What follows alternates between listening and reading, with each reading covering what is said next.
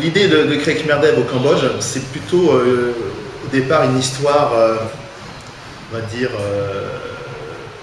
familiale. Familiale, pourquoi? Parce que je suis franco-khmer, donc père cambodgien, mère française. J'ai vécu au Cambodge avant la guerre et je suis parti avant les événements de la chute de Phnom Penh des Khmers rouges. Et donc j'ai grandi en France et malheureusement j'ai pas connu mon père qui donc à l'époque en fait je savais pas si mon père était disparu ou était décédé ou autre. Donc j'ai vécu tout le temps en France sans savoir si mon père était vraiment décédé ou pas. Donc en France, mon parcours classique, je dirais pour école en France, université à Paris, et j'ai choisi de faire l'informatique. Et mon dernier poste en France, c'était dans une société de services de veille commerciale, c'est-à-dire qu'on vendait des informations publiques ou privées pour l'entreprise. Et je dirais dans les années, en 2001, j'avais la possibilité de venir au Cambodge en tant que touriste avec ma mère. Donc c'était un choc de revenir au Cambodge après 30 ans. Mais pendant les premiers jours, on a fait vraiment le tourisme, je dirais, donc des temples, la plage, etc.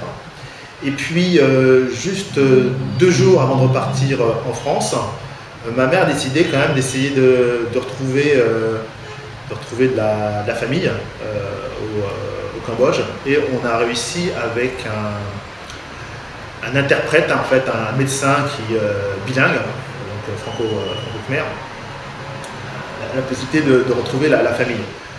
On a retrouvé en fait la famille dans l'ancien village de mon père, donc province de Koh Pong Tom, à Koh-Mok-Mor, un tout petit village. Et finalement, on a réussi à retrouver donc la famille, donc mon grand-père et 2 tantes. Et j'ai pu également, avec ma mère, faire une croix en fait sur le décès de mon père, qui effectivement, comme on supposait, donc, a été tué par les Khmers rouges, parce que c'était un intellectuel, il était professeur, en plus il était conseiller politique, je dirais, pendant le gouvernement Lon Nol. Donc on retrouve donc de la famille. Moi je reprends l'avion le lendemain et dans l'avion j'ai décidé de revenir au Cambodge. Donc, je retourne en France, je retrouve donc mon poste de directeur informatique dans ces sociétés, je dirais, de veille commerciale. Et puis au bout de, c'était assez rapide, au bout de 2 ou 3 mois, je décide de tout quitter en France pour venir m'installer au Cambodge. Donc je me rappellerai toujours, c'était un vendredi matin, je donne ma lettre de démission à mes patrons en disant que je souhaite partir au Cambodge. Mes patrons sont surpris, mais à moitié parce qu'ils ont bien vu que quand je suis revenu du Cambodge, j'étais différent. Donc le midi, ils m'invitent dans le plus beau restaurant de Nantes. Et puis ils me disent Franck, on n'accepte pas ta-démission. Alors moi un peu surpris, mais non, il n'y a pas de souci. On prendra le temps qu'il faudra pour trouver un remplaçant. Je ne demande pas d'indemnité. Et puis il dit non, on n'accepte pas ta démission, mais par contre, on souhaite que tu ailles monter une filiale de sous-traitance de programmation, je dirais, au Cambodge. Voilà, donc très bonne nouvelle. Donc me voilà donc parti pour le Cambodge avec un projet, un budget pour monter en fait une structure au Cambodge pour la programmation. Alors concrètement, la création de Khmer Dev s'est faite au départ sur une création de fonds propres, de moi-même et d'un autre associé, un autre franco-khmer aussi, comme moi. On a commencé un business uniquement avec des clients en France. Donc moi j'apporte le client Vector Plus. J'avais aussi un autre ou 2 clients, je dirais, à Paris et puis un autre aussi à Nantes. Donc avec 3-4 clients, on a commencé la société avec 4-5 personnes. Et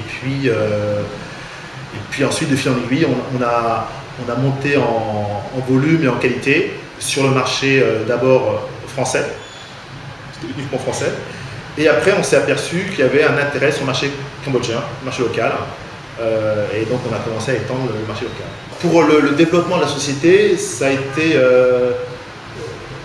en fait en progression. On a commencé avec 2-3 informaticiens la première année. Puis après, suivant les demandes de nouveaux projets clients, donc on a pris d'autres informaticiens. Et tout, je dirais, chaque dollar gagné, en fait, moi je le réinvestissais dans les ressources humaines, dans le matériel, dans plus de locaux. Donc c'était vraiment l'autofinancement.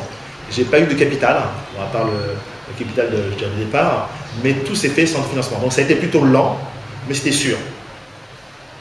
Donc on a commencé, je dirais, avec 3-4 personnes, et là aujourd'hui on est à peu près une trentaine, entre 30 et 40 personnes pour donc du développement principalement. Donc la progression s'est faite au fur et à mesure. Aujourd'hui, je peux dire qu'il y a 50% de clients en France et 50% de clients au Cambodge. Historiquement, Khmer a commencé à travailler uniquement des clients français, et ensuite on s'est ouvert au marché local. Au bout de 4-5 ans, on a même eu plus de clients, je dirais, au niveau local qu'au niveau français. Mais là, on rejoint un petit peu pour 2 raisons. Parce que le niveau local, maintenant, il est très concurrentiel et c'est assez difficile je dirais, de vendre des prestations à forte valeur ajoutée pour le pays. Surtout que, bon, maintenant, on a plus de personnel, plus de frais, donc j'ai dû évidemment augmenter les salaires des chefs de projet, etc. Donc on a un coût en fait qui est assez important. Et lorsqu'on doit développer je prends par exemple un exemple, un site web pour le marché local, effectivement, on peut paraître un peu plus cher qu'un concurrent. Parce que le niveau du service aujourd'hui au Cambodge n'est pas une notion vraiment développée et je dirais les chefs d'entreprise sont d'accord pour acheter une Nexus 45 000 $, mais pour dépenser un site web 2 000 $, des fois ils trouvent ça pas normal. Alors, parce qu'ils ont l'habitude d'acheter leur logiciel au marché russe à 2 $, parce qu'il y a une corruption, enfin un copyright qui n'existe pas. Il y a aussi des corruptions très importantes au Cambodge qui font que certains marchés sont difficiles à obtenir si on n'a pas le rationnel, si on ne met pas de sous-table. Donc le marché cambodgien est intéressant, mais il faut sélectionner ses clients, il faut sélectionner ses projets pour aller sur la valeur ajoutée. Le marché français est très intéressant parce que, évidemment, on a des prix qui sont très intéressants par rapport au marché français. Quand vous savez que le marché français, pour un ingénieur informaticien, c'est minimum 2 000 à 3 000 €, plus des charges, on est tout de suite à 4 000 € pour un coût. Alors qu'au Cambodge, nous, on peut vendre entre 1 500 et 2 000 $, et je dirais à peu près l'équivalent ingénieur. Quand je suis arrivé en 2001, je trouvais des informaticiens débutants à 150, 200 $. Aujourd'hui, évidemment, c'est plus possible. Un débutant, aujourd'hui, commence à 200, 300, 15 $. Donc il y a une évolution effectivement des coûts des salaires, et c'est normal parce qu'effectivement il y a entre 6 et 10% de croissance au Cambodge, donc il y a une augmentation effectivement des salaires. C'est ce qui est passé d'ailleurs au Vietnam. Au Vietnam maintenant, trouver des informaticiens à 500 $, c'est quasi impossible. Ils sont à 600, 700. C'est ce qui s'est passé en Inde. En Inde, je vous parlais tout à l'heure, trouver un informaticien en dessous de 1 000 $, c'est impossible. Mais le Cambodge a encore, je pense, une progression encore dans les 5 ans. On sera, je dirais, en dessous des prix, je dirais, des pays qu'on a cités tout à l'heure pour quelques temps. Et c'est un pays qui peut permettre un offshore, je dirais, de qualité intéressant. Pas en nombre. On ne va jamais rivaliser avec l'Inde ou le Vietnam, où on peut avoir en Inde des sociétés avec 4 000, 5 000 informaticiens. Au Vietnam, c'est pareil, c'est des sociétés avec 2 000, 3 000 informaticiens. Au Cambodge, les sociétés, je dirais, maximum en nombre d'informaticiens, c'est 100, 150, pas plus. C'est un petit peu comme le tourisme. Le tourisme, je dirais, au Cambodge, c'est un tourisme de qualité. Ce n'est pas un tourisme de masse comme en Thaïlande, où on a des charters qui arrivent en entier Pattaya, à Phuket. Non, au Cambodge, c'est un tourisme de qualité, un petit peu plus restreint. Les temples d'Angkor, il faut comprendre les temples, il faut comprendre la pierre, il faut aimer ça. C'est pas un tourisme de masse. Les plages aussi cambodgiennes, c'est pas forcément des très jolies plages comme on peut avoir en Thaïlande ou au Vietnam. C'est des jolies plages, mais elles sont pas encore vraiment aménagées, c'est un petit peu sauvage. Donc ça intéresse en fait un tourisme de qualité, un tourisme vert. Donc je pense que le Cambodge, on est sur des niches. Donc je parlais de la niche tourisme green, enfin vert, et puis la niche d'offshore également de qualité. Mais on n'est pas sur des masses importantes de touristes ou de développeurs offshore. Si on parle de concurrence low cost, je suis d'accord, il faut citer effectivement le Laos et la Birmanie. La Birmanie qui s'ouvre, enfin, et donc on est plusieurs au Cambodge à voir un petit peu ce qui se passe en Birmanie, parce qu'on sait que ça va se développer et ça va être le Cambodge il y a 10-15 ans. Donc il faudra effectivement être présent en Birmanie pour trouver des coins intéressants. Et c'est vrai que la mondialisation, on est toujours à la recherche en fait, des coins intéressants, je dirais, partout. Donc effectivement, le Cambodge, mais peut-être dans 10-20 ans, le Cambodge sera plus intéressant. Mais si dans 10-20 ans, le Cambodge n'est plus intéressant, évidemment, plus low cost, ça veut dire qu'il y a aussi un business mûr pour le marché local. Donc c'est pas forcément, je dirais, négatif. Donc lorsqu'on aura des salaires ici, d'informaticien à 1000 $ en débutant, ce sera très bien. Ça veut dire que le pays est mûr. Ça veut dire que le pays est mûr pour acheter des services plus chers. Donc on va développer aussi un marché intérieur. Mais c'est vrai que pour mon business, pour trouver des pays low cost, on va aller au Laos, en Birmanie. La grande difficulté que j'ai eue, c'est les ressources humaines.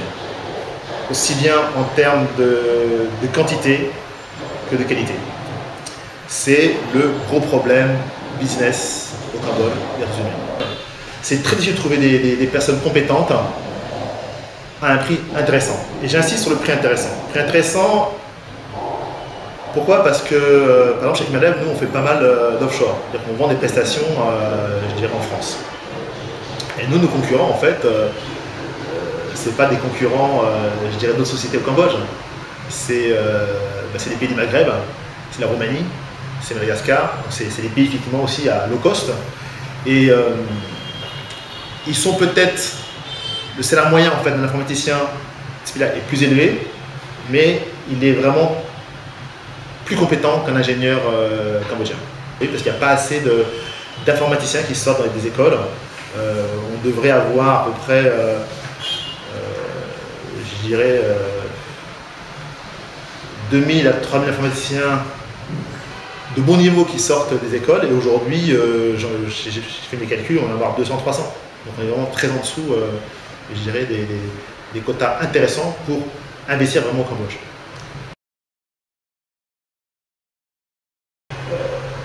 Être entrepreneur en France, il faut vraiment être, là par contre, un aventurier. Parce qu'on doit batailler avec l'admin, il faut batailler avec les banques, il faut batailler avec les clients, les fournisseurs, c'est très dur. On est trop taxé. Donc les charges, je dirais, françaises pour l'entreprise sont trop lourdes. Donc ça n'incite pas vraiment à créer son propre business. Au Cambodge, ou dans d'autres pays, je dirais, de développement, c'est quand même plus facile pour démarrer. Après, ça se complique. Après, ça se complique parce qu'on s'aperçoit que si tu n'as pas le relationnel qu'il faut, si tu n'as pas compris comment ça marchait, si tu n'as pas donné des fois le bon dessous de table, ça ne passe pas. Et ça, on l'apprend au fur et à mesure.